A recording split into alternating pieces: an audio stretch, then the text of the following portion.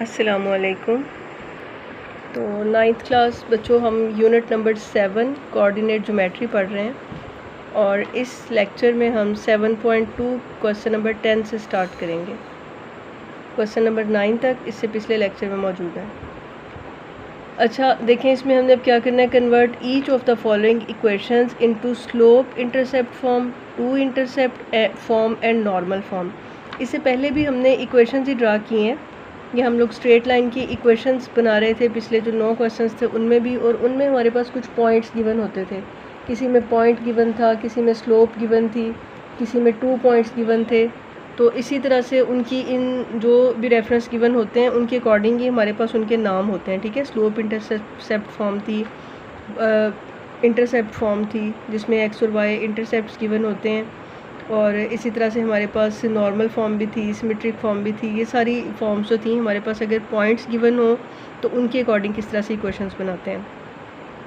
अब ये जो क्वेश्चन है इसमें देखें हमारे पास ऑलरेडी जो स्टैंडर्ड फॉर्म है इक्वेशन की वो दी हुई है। 3 इक्वेशंस हैं, तो इन तीनों से ही हमने बारी बारी फाइंड करनी है। एक तो स्लोप इंटरसेप्ट फॉर्म फाइंड करनी है, फिर टू इंटरसेप्ट फॉर्म फाइंड करनी है, और फिर नॉर्मल फॉर्म फाइंड करनी है।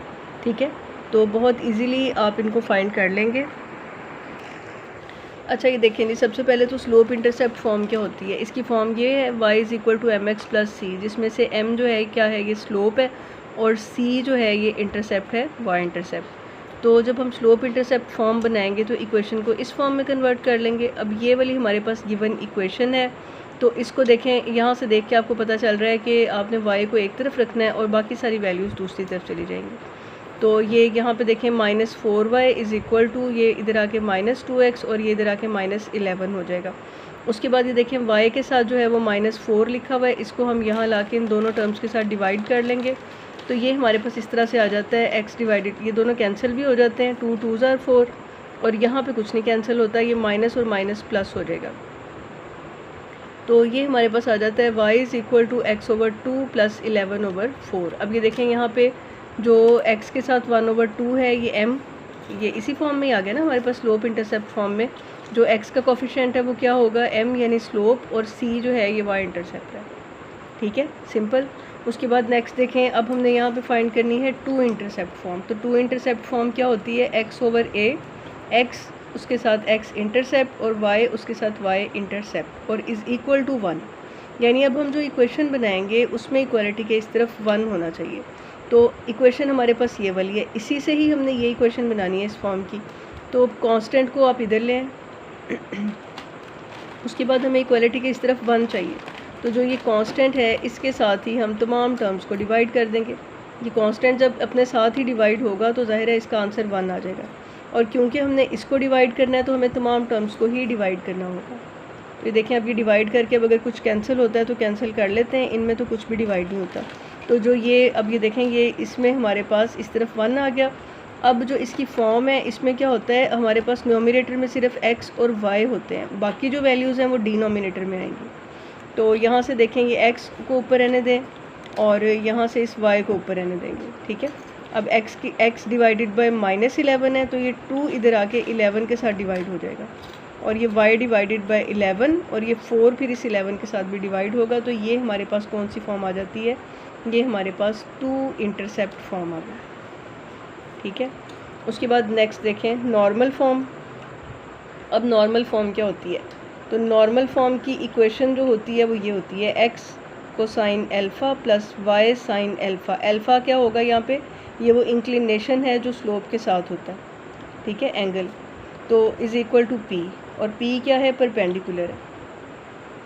तो या इसको नॉर्मल फॉर्म भी कहते हैं, इसको परपेंडिकुलर फॉर्म भी कहते हैं। इसको हम 1 का नाम दे देते हैं, जो हमारे पास ये स्टैंडर्ड फॉर्म है। अब जो इक्वेशन गिवन है वो कौन सी है, वो ये वाली है। ठीक है, इसको ध्यान से समझें आप। ये नॉर्मल फॉर्म कोई थोड़ी सी लंबी है लेकिन इजी है, बिल्कुल आसान है। 2x - 4y कांस्टेंट को इक्वालिटी के इस तरफ ले आएं। अब आपने ये याद रखना है कि इसमें जो कांस्टेंट होगा ना हमारे पास, वो हमेशा हमने पॉजिटिव ही लेना है, या उसको हमने पॉजिटिव करना है।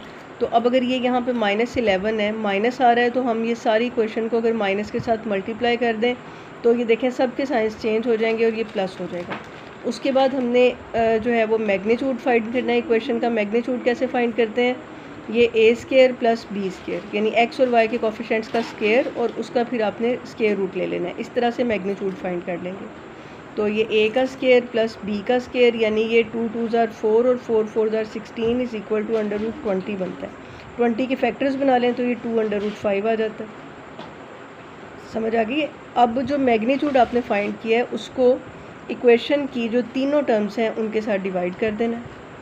ठीक है, अब ये देखें, ये डिवाइड करने के बाद अगर कुछ कैंसिल हो रहा है, जैसे ये 2 2 से कैंसिल हो गया, यहाँ पे माइनस एक्स आ गया, इधर जो है ये 2 2 ज़ार 4, ये 2y ओवर 5 आ गया और यहाँ पे 11 ओवर 2 अंडर रूट 5 आ गया। अब ये इक्वेशन नंबर 1 है और ये इक्वेशन नंबर 2 है।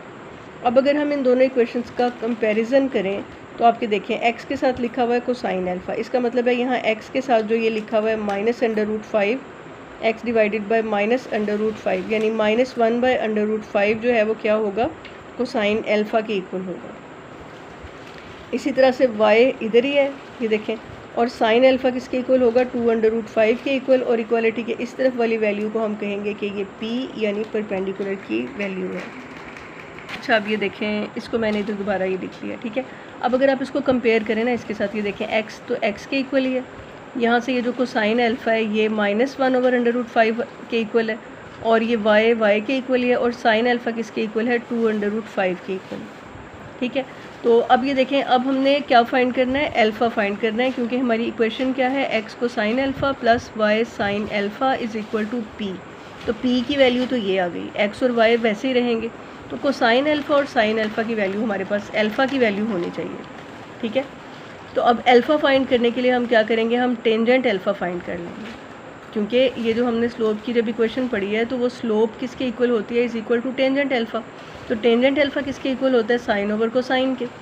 तो अब ये देखें, साइन अल्फ़ा लिख लें, ये डिवाइडेड बाय कोसाइन अल्फ़ा, ये साइन अल्फ़ा की वैल्यू क्या हमारे पास है, 2 अंडर रूट 5 और divided by -1 by under root 5। ये डिवाइड होंगे तो अंडर रूट 5 से कैंसिल हो जाएगा, बाकी यहाँ हमारे पास बचता है tangent alpha is equal to -2। Alpha की वैल्यू फाइंड करनी है तो टेंजेंट इधर जाके हो जाएगा कोटेंजेंट -2, और इसकी वैल्यू आ जाती है अल्फ़ा इज़ इक्वल टू -63.44। अब आपको पता है कि हम लोग एंगल जो है वो काउंटर क्लॉकवाइज देखते हैं और हमने पॉजिटिव ही एंगल लेने हैं। तो अब यहाँ पे आपने ये भी देखना है कि जो इक्वेशन आपके पास गिवन थी, ठीक है, इक्वेशन हमारे पास कौन सी थी, यहाँ से ये देखें, ये हमारे पास इक्वेशन थी। ठीक है, इसमें क्या है, x के साथ पॉजिटिव है और y के साथ क्या है, नेगेटिव है। x के साथ पॉजिटिव और y के साथ जो है वो नेगेटिव था, लेकिन जब हमने इसको इधर चेंज किया था, ये इधर हम इसको लेके गए थे -11, तो हमारे पास x नेगेटिव हो गया था और y की वैल्यू हमारे पास क्या हो गई थी, पॉजिटिव हो गई थी। ठीक है, तो x की वैल्यू नेगेटिव और y की वैल्यू पॉजिटिव सेकंड क्वाड्रेंट में होती है, और सेकंड क्वाड्रेंट में जो क्वाड्रेंटल एंगल होता है वो होता है 180 डिग्री। तो हम यहाँ पे इसको पॉजिटिव, यानी ये जिस भी क्वाड्रेंट में आएगा ना नेगेटिव एंगल, अगर इसमें सेकंड में आ रहा है तो फिर उसका क्वाड्रेंटल एंगल 180 है, हम उसको उसमें से माइनस कर लेंगे। ठीक है, और अब ये देखें हमारे पास ये क्या आ गया, 180 माइनस 63.44, तो ये बनता है 116.56 डिग्री। अगर नेगेटिव एंगल आ जाएगा तो आपने ऐसे ही करना है, फर्स्ट सेकंड क्वाड्रेंट में आ रहा है तो फिर हम उसको 180 में से माइनस करेंगे, और नीचे जो है वो अगर फोर्थ क्वाड्रेंट में या इस तरह से आ रहा है तो फिर उसको हम 360 डिग्री से माइनस करेंगे। तो अब ये इसको माइनस कर लें तो हमारे पास अल्फ़ा की ये वैल्यू आ जाती है। तो हमारी इक्वेशन की स्टैंडर्ड फॉर्म क्या थी, x को साइन ये अल्फ़ा आ गया और y साइन अल्फ़ा आ गया। अल्फ़ा दोनों में सेम ही होगा क्योंकि ज़ाहिर है ये इंक्लिनेशन है, एक ही लाइन जो स्लोप पे ज़ाहिर है एक ही एंगल रहेगा पूरी उसमें लाइन में, और is equal to 11 over 25 2 under root 5। तो ये जो है ये परपेंडिकुलर की लेंथ है। इसके नीचे आप यहाँ पे लिख सकते हैं कि the length of perpendicular on the required line, the length of perpendicular is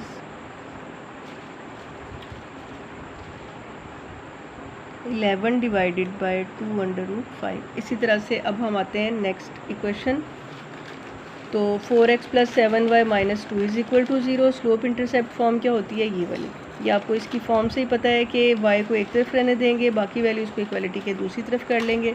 ये 7y इज़ इक्वल टू ये हो जाएगा -4x + 2, then y is equal to ये 7 इधर जाके इन दोनों के साथ डिवाइड हो जाएगा, तो अब ये देखें, ये हमारे पास क्या है, m स्लोप की वैल्यू आ गई, x का जो कोफिशिएंट है, और ये y इंटरसेप्ट है 2/7। उसके बाद 2 इंटरसेप्ट फॉर्म बनानी है, वो है x/a plus y/b is equal to 1। ठीक है, इसके अकॉर्डिंग क्या होता है कि हमें इक्वालिटी के एक तरफ जो है वो 1 चाहिए। तो पहले तो जो हमारी गिवन इक्वेशन है, इससे हम -2 कांस्टेंट को उधर ले जाएंगे, जाके ये प्लस हो जाएगा, +2। अब ये देखें, 2 को 1 बनाने के लिए हम क्या करेंगे, इसको ज़ाहिर है 2 से डिवाइड कर देंगे। इसको 2 से डिवाइड करें तो इक्वेशन की हर टर्म को हम 2 के साथ ही डिवाइड करेंगे। अब डिवीजन में ये देखेंगे 2/2 1 आ जाता है। उसके बाद ये 2 2s are 4 2x आ जाएगा, और यहाँ पे 7/2y। तो अब ये स्लोप इंटरसेप्ट 2 इंटरसेप्ट फॉर्म में क्या होता है, न्यूमरेटर में x और y रहेंगे। तो ये 2 जो है, ये देखेंगे x/1 था, और 2 जो है उस 1 के साथ डिवाइड होगा 1/2 प्लस y डिवाइडेड बाय, इसका भी इधर नीचे जब आएगा तो रेसिप्रोकल हो जाएगा, 2/7 इज़ इक्वल टू 1। ठीक है, ये x के साथ डिवाइडेड बाय x इंटरसेप्ट है, और y के साथ y इंटरसेप्ट डिवाइड होगा।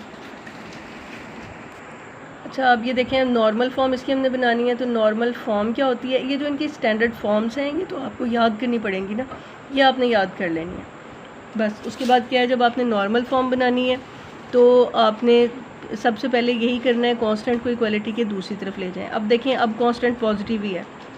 ठीक है, अगर ये नेगेटिव हो तो फिर हमने तमाम इक्वेशंस को माइनस से मल्टीप्लाई करके, तो सारी वैल्यूज़ के साइन चेंज करके इसको पॉजिटिव करना है। नेक्स्ट स्टेप में हमने क्या करना है, हमने मैग्नीट्यूड फाइंड करना है। मैग्नीट्यूड क्या होता है, ये x का जो कोफिशिएंट है उसका स्क्वायर और y के कोफिशिएंट का स्क्वायर। ये देखें, a² प्लस b² और अंडर द रूट। तो 4 का स्क्वायर आ जाएगा 16, 7 का स्क्वायर आ जाएगा 49, और ये बन जाता है √65। √65 के फैक्टर सिर्फ 13 और 5 ही बनेंगे, तो वो कॉमन तो नहीं आ सकते। इसलिए हम अब हमने क्या किया, हमने इसका मैग्नीट्यूड फाइंड किया, और मैग्नीट्यूड के साथ हमने तीनों टर्म्स को डिवाइड कर देना है। ठीक है, अब ये जो हमारी स्टैंडर्ड फॉर्म है, ये इक्वेशन नंबर 1 है, और ये इक्वेशन नंबर 2 है जो अब हमने फाइंड की है। अगर हम इनको कंपेयर करें तो x के साथ यहाँ लिखा हुआ कोसाइन अल्फ़ा, तो कोसाइन अल्फ़ा किसके इक्वल हो जाएगा, 4√65 के, और y के साथ लिखा हुआ है साइन अल्फ़ा, तो साइन अल्फ़ा किसके इक्वल हो जाएगा, 7/√65 के, और परपेंडिकुलर p जो है वो यही है 2/65। अब देखिए, एंगल हमने फाइंड करना है टेंजेंट का, तो tangent alpha is equal to sine over cosine. ये साइन है 7/√65 और डिवाइडेड बाय 4/65, ये दोनों कैंसिल हो जाएंगे। 7/5 जो है ये टेंजेंट अल्फ़ा की वैल्यू आ जाएगी। तो टेंजेंट अल्फ़ा 7/4 है, then alpha is equal to क्या होगा, को टेंजेंट 7/4। को टेंजेंट 7/4, 7/4 होता है 1.75 के इक्वल। इसका को टेंजेंट ले लें तो अल्फ़ा की वैल्यू आ जाती है 60.26। अब ये एंगल पॉजिटिव ही है, तो इसको हमने इसी तरह ही जो है, ये हमारी इक्वेशन की स्टैंडर्ड फॉर्म है ये वाली। तो यहाँ पे क्या आ जाएगा, x कोसाइन अल्फ़ा की जगह पे यही एंगल 60.26, और इसी तरह y sine 60.26 degrees is equal to, ये जो परपेंडिकुलर की वैल्यू है 2/65, ये आ जाएगी। देखें, इसी क्वेश्चन का थर्ड वाला पार्ट, इक्वेशन दी है, स्लोप इंटरसेप्ट फॉर्म में कन्वर्ट करें। ये स्लोप इंटरसेप्ट फॉर्म है, तो इसको पहले ये इक्वेशन में से देखेंगे, इधर चला जाएगा 8x और ये -3 हो जाएगा। y के साथ 15 जो है इधर जाके डिवाइड हो जाएगा, तो अब ये कैंसिल यहाँ से ही होता है, 3 1 ज़ार 3, 3 5 ज़ार 15। तो x के साथ देखें जो वैल्यू लिखी है ये m है स्लोप, और ये -1/5 जो है ये y इंटरसेप्ट हो गया। ये स्लोप इंटरसेप्ट फॉर्म हो गई। इसके बाद है हमारे पास 2 इंटरसेप्ट फॉर्म। 2 इंटरसेप्ट फॉर्म किसके इक्वल होती है, x/a प्लस y/b। ये a और b दोनों x और y के इंटरसेप्ट हैं, और इज़ इक्वल टू 1। तो ये इक्वेशन की स्टैंडर्ड फॉर्म है। यहाँ से 3 इधर जाके हो जाएगा -3। इसको 1 करने के लिए -3 के साथ ही हम डिवाइड करेंगे। तो तमाम टर्म्स को -3 से डिवाइड कर दें, माइनस माइनस कैंसिल हो जाता है, 8/3x आ जाएगा। और यहाँ पे जो है ये 3 5 ज़ार 15 -5y आ जाएगा, और ये कैंसिल हो जाएंगे तो ये 1 आ जाएगा। अब इंटरसेप्ट जो है हमने नीचे लिखने हैं डिनोमिनेटर में, तो x डिवाइडेड बाय, ये जब डिनोमिनेटर में जाएगा तो 3/8 हो जाएगा, minus y divided by 5 denominator में जाएगा तो 1/5 हो जाएगा, और इज़ इक्वल टू 1। तो ये हमारे पास जो है ये कौन सी फॉर्म है, 2 इंटरसेप्ट फॉर्म, जिसमें x और y दोनों के इंटरसेप्ट्स के साथ हम इक्वेशन बनाते हैं। उसके बाद अब हम बनाएंगे इसकी नॉर्मल फॉर्म। अच्छा, ये देखें, ये है नॉर्मल फॉर्म इक्वेशन की, ध्यान से समझ लें। अब इसके दो जो मतलब ये इसी तरह के बस यही 3 ही क्वेश्चन हैं। तो 2 हमने कर लिए हैं पहले, अब ये थर्ड वाला है। तो ये हमारे पास क्या है, इसकी स्टैंडर्ड फॉर्म ये बनती है नॉर्मल फॉर्म ऑफ इक्वेशन की, इसको परपेंडिकुलर फॉर्म भी कहते हैं। ये हमारे पास इक्वेशन है, कांस्टेंट को दूसरी तरफ ले जाएंगे। अब कांस्टेंट क्या हो गया, माइनस को पॉजिटिव करने के लिए हमने सारी वैल्यूज़ को क्या किया, माइनस के साथ मल्टीप्लाई कर लिया। तो 8x minus 15y is equal to 3 हो गया। अब हमने क्या करना है, मैग्नीट्यूड लेना है। मैग्नीट्यूड कैसे लेंगे, 8 का स्क्वायर और प्लस 15 का स्क्वायर और इनका रेडिकल। तो ये बनता है 289 विच इज़ इक्वल टू, इसका रेडिकल होता है 17 के इक्वल। तो अब ये जो इसका मैग्नीट्यूड होगा, मैग्नीट्यूड के साथ सारी टर्म्स को हमने डिवाइड कर लेना है, ये इस तरीके से। अब ये देखेंगे जो हमारी स्टैंडर्ड फॉर्म थी इसको हमने 1 का नाम दिया हुआ है और ये 2 है। 1 और 2 को अगर हम कंपेयर करें तो x के साथ कोसाइन अल्फ़ा जो है यहाँ पे किसके इक्वल हो जाएगा, 8/17 के। y के साथ है साइन अल्फ़ा, तो यहाँ y के साथ है -15/17, ये यहाँ पे आ जाएगा। और परपेंडिकुलर इसका 3/17 है। तो अब हम एंगल कौन सा फाइंड करते होते हैं, हमने एंगल फाइंड करना है टेंजेंट अल्फ़ा, ठीक है। इंक्लिनेशन का, स्लोप इंक्लिनेशन का ये एंगल है कि इंक्लिनेशन टेंजेंट में ही होती है। तो tangent alpha is equal to किसकी होगा, साइन डिवाइडेड बाय कोसाइन के। Sine alpha is equal to -15/17 है और डिवाइडेड बाय 8/17। डिवीजन को अगर मल्टीप्लिकेशन में चेंज करें, 17 से कैंसिल हो जाएगा और ये बन जाता है -15/8, जिसका अल्फ़ा हम कैसे फाइंड करेंगे, alpha is equal to cotangent, इसका कोटेंजेंट ये आ जाता है -61.93 डिग्रीज। अब आपको पता है कि हमने नेगेटिव तो एंगल्स यहाँ पे नहीं लिखने होते, हमने जो है वो काउंटर क्लॉकवाइज एंगल देखने होते हैं। तो ये हमारे पास जो है इसको अब हमने पॉजिटिव करना है।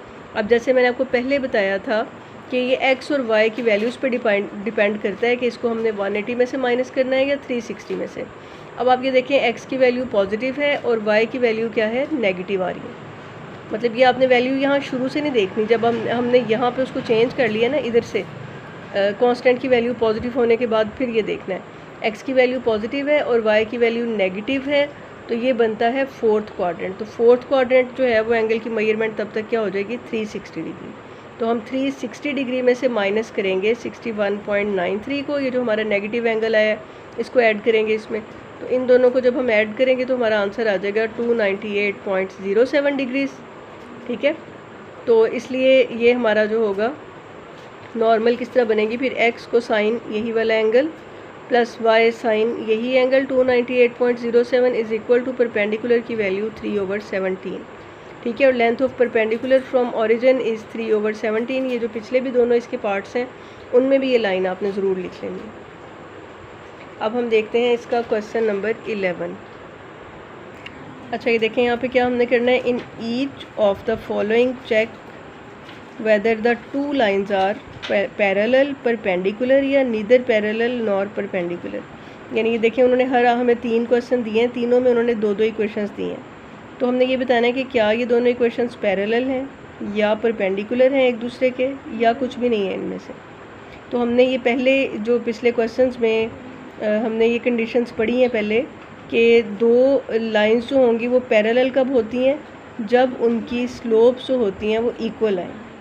परपेंडिकुलर कब होती हैं, जब एक की स्लोप दूसरे के नेगेटिव मल्टीप्लिकेटिव इन्वर्स की इक्वल होती है, ठीक है। तो अब हम इन दोनों की जो है वो स्लोप्स फाइंड करेंगे। अच्छा अब ये देखेंगे एक ही क्वेश्चन को L1 लाइंस की क्वेश्चन है ना, ये एक L1 है एक L2 है। तो अगर ये आपको एक ही क्वेश्चन दिया ना, जैसे हमारे पास 2 पॉइंट्स दिए हों, तो फिर तो हम स्लोप कैसे फाइंड करते हैं, वही y2 minus y1 divided by x2 minus x1। तो ये y1 और y2 क्या होते हैं, जिनको हम जिस तरह जब हमने स्लोप का जनरल जब फार्मूला लगाना है तो वो यही हम पुट करते हैं ना, ये y2 minus y1 divided by x2 minus x1। तो ये y इंटरसेप्ट्स होते हैं और ये x इंटरसेप्ट्स होते हैं, ठीक है। या ये आप कह लें कि ये हमारे पास चेंज इन y वेरिएबल और ये चेंज इन x होती है। तो जब हमारे पास एक ही इक्वेशन होगी तो फिर हम यहाँ पे क्या करेंगे, हम इसकी स्लोप फाइंड करने के लिए लिखेंगे -a/b, ठीक है। a क्या होगा हमारे पास, ये x के साथ जो x का कोफिशिएंट, और b क्या होता है, ये y का कोफिशिएंट। तो इस तरह से हमारे पास इसकी हमने स्लोप फाइंड कर ली, वो आ गई m1 which is equal to -2। दूसरी स्लोप हम फाइंड करेंगे तो ये देखें m2, उसका नाम हमने रख लिया -a/b। -a जो है वो x का कोफिशिएंट, ठीक है, वो जो हमारे पास उसका कोफिशिएंट है -4, और b में आ जाएगा y का कोफिशिएंट 2। इनको भी कैंसिल कर दें तो m2 की वैल्यू भी -2 आ जाती है। अब देखें 1 और 2, m1 और m2 दोनों स्लोप्स इक्वल हैं, इसलिए लाइंस जो हैं वो क्या होंगी, पैरेलल होंगी।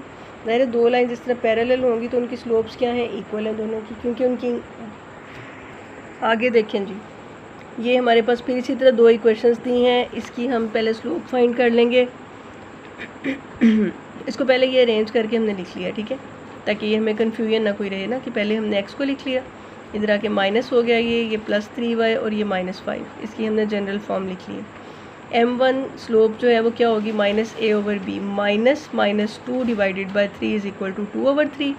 और जब हम इसकी स्लोप लेंगे -a/b तो x की वैल्यू है 3 और y की वैल्यू है 2, तो ये -3/2 हो जाएगा। अब आप देखें m1 और m2 साइन दोनों के चेंज है, ठीक है, और ये इसका मल्टीप्लिकेटिव इन्वर्स भी है एक दूसरे के।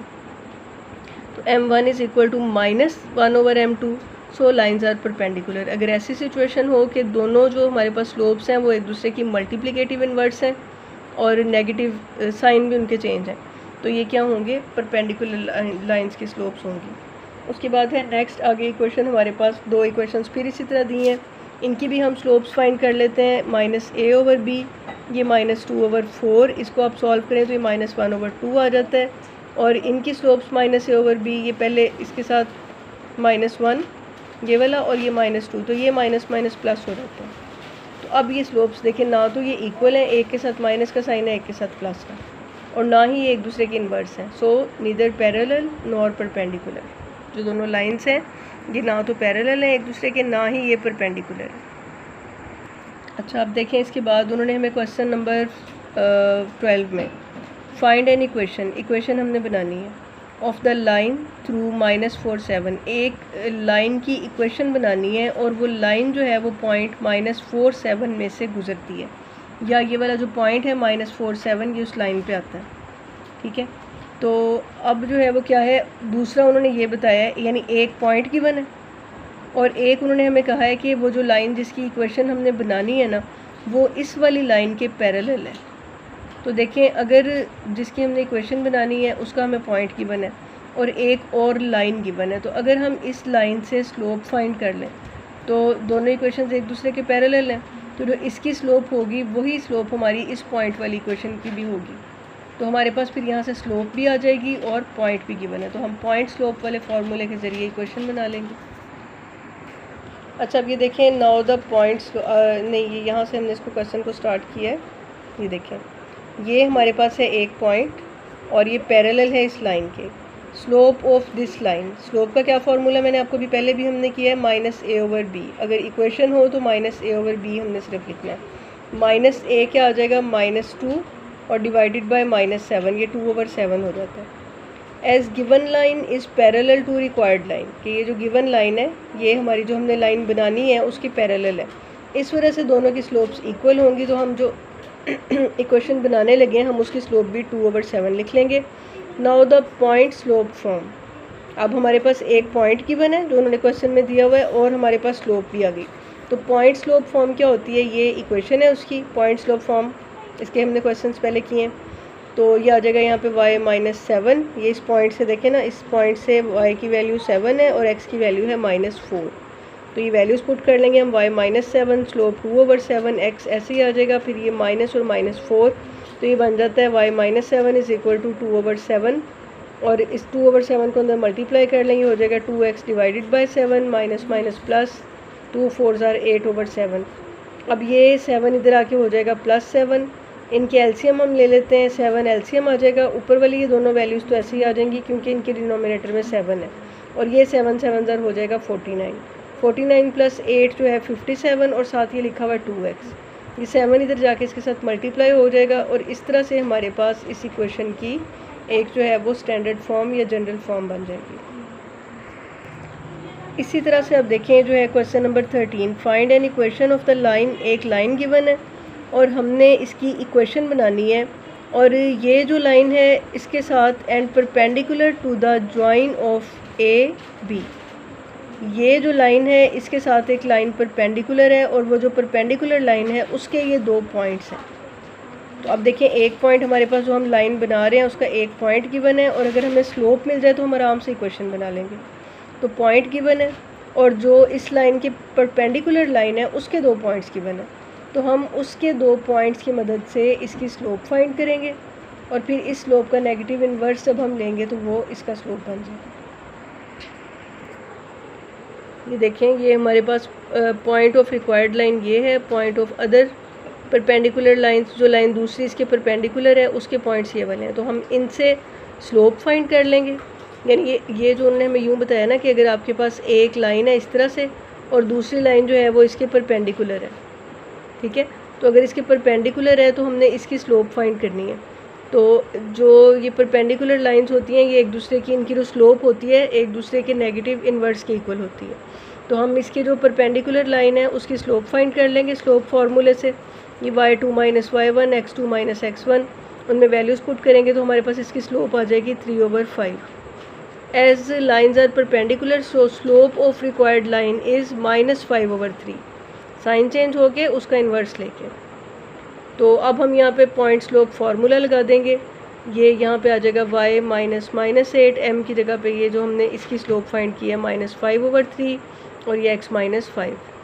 अब ये यहाँ पे -5x डिवाइडेड बाई 3 और ये +25 डिवाइडेड बाई 3, ये 8 इधर आके हो जाएगा -8। उसके बाद हमने इनका एलसीएम लेना है, तो 3 और 3 का एलसीएम 3 आ जाएगा, यहाँ आ जाएगा -5x + 5 और 3 8s are 24। 25 में से 24 को माइनस करें तो 1 आ जाता है और ये 3 इधर जाके इसके साथ मल्टीप्लाई हो जाएगा। फिर इनको बस अरेंज कर लें आप कि ये यहाँ पे जब जाएगा ये 3y, ये -5x इधर आके +x और ये 25 - 24 होता है 1, तो ये इधर जाके हो जाएगा -1। तो ये हमारे पास रिक्वायर्ड इक्वेशन आ गई है अपनी स्टैंडर्ड फॉर्म में, ठीक है।